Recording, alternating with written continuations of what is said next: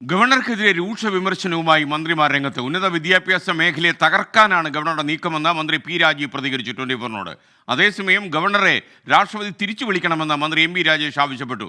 ഗവർണറുടേത് സംസ്ഥാനത്തിന് ചേരാത്ത പദപ്രയോഗമെന്ന് മന്ത്രി സജി ചെറിയാനും കുറ്റപ്പെടുത്തി.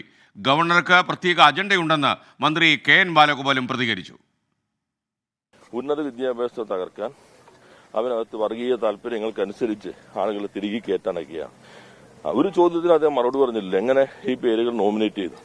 സ്വാഭാവികമായിട്ടും വിദ്യാർത്ഥികൾക്കിടയിൽ പ്രതിഷേധം ഉണ്ടാകും. അപ്പൊ അവിടെ പോയി ഉടൻ യൂണിവേഴ്സിറ്റി അദ്ദേഹത്തിന് അവിടെ പരിപാടിയില്ല. ചാൻസലർ എന്ന നിലയിൽ ഒരു ഉത്തരവാദിത്വം നിർവഹിക്കേണ്ടതില്ല.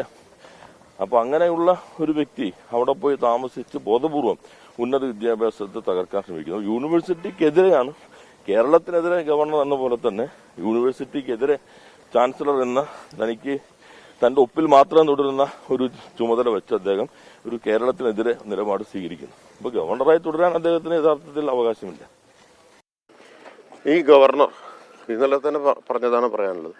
ഒരു നിലവാരമില്ലാത്ത ഒരാളാണ് അദ്ദേഹം. ഗവർണറായിരിക്കാൻ യോഗ്യനല്ല. അദ്ദേഹത്തെ തിരിച്ചു വിളിക്കുകയാണ് ചെയ്യേണ്ടത്. വിദ്യാർത്ഥികൾക്കെതിരെ ഗവർണർ കേരളത്തിൽ മുഴുവൻ പ്രശ്നങ്ങൾ ഉണ്ടാക്കിക്കൊണ്ടിരിക്കുക. വിദ്യാർത്ഥികളല്ല പ്രശ്നം ഉണ്ടാക്കുന്നത്. ഗവർണറുടെ വെല്ലുവിളി കൂടുതൽ പ്രകോപനം സൃഷ്ടിക്കുകയാണ്.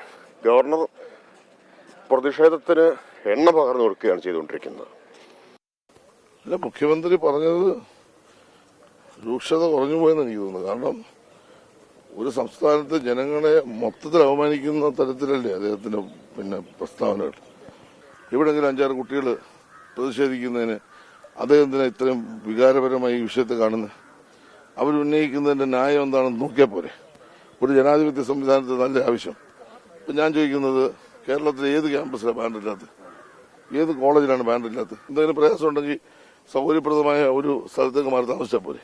നമ്മുടെ സംസ്ഥാനത്തിന്റെ സംസ്കാരത്തിന് യോജിക്കാത്ത പദപ്രയോഗങ്ങളും ആക്ഷേപങ്ങളും ഒരു ഗവർണറുടെ ഭാഗത്ത് ഒരിക്കലും വരാൻ പാടില്ല. അതാണിപ്പോൾ അദ്ദേഹം ചെയ്തുകൊണ്ടിരിക്കുന്നത്.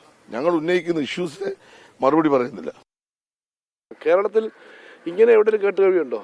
മുണ്ടും മടക്കി കുത്തി നോക്കാം എന്ന് പറഞ്ഞ് ഇറങ്ങി ഒരിടത്ത് ഇങ്ങനെ നിൽക്കുന്ന മപ്പടിച്ച് നിൽക്കുന്ന ഒരു ഈ സാധാരണ നാട്ടുപുറത്ത് വഴക്കുണ്ടാക്കുന്ന ആളുകളെ പോലെ നിൽക്കുന്ന ഒരാളെ ആദ്യമായിട്ട് നമ്മൾ കാണുകയില്ല. ഇങ്ങനെ നമ്മൾ കേട്ടിട്ടില്ലല്ലോ. ഇദ്ദേഹം കാണിക്കുന്ന ഈ പ്രവർത്തനം മൊത്തം കേരളീയ സമൂഹത്തോടാണ്. അതുകൊണ്ട് കേരളത്തിനെ ആകെ ശത്രുപക്ഷത്ത് നിർത്തിയിട്ട് അദ്ദേഹം പ്രവർത്തിക്കാൻ പാടില്ല.